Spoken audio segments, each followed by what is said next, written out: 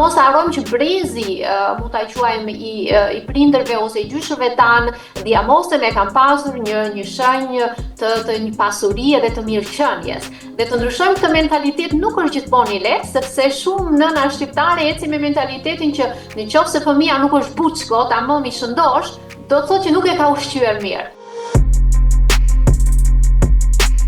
Është një kombinim i faktorit që nga gjenet është e vërtetuar tani më nga studimet në të gjithë botën që më shumë se sa 50 deri në 70% e të qendrit mbi peshë varet nga gjenet tona. Pra nëse prindrit ose gjyshërit tanë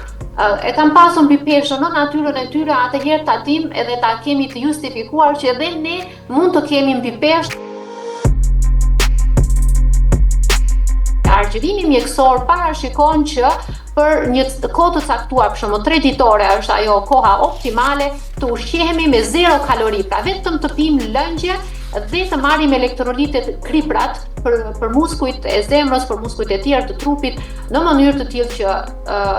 që trupi të jetë i hidratuar dhe të mos vuajë nga humbja e kriprave.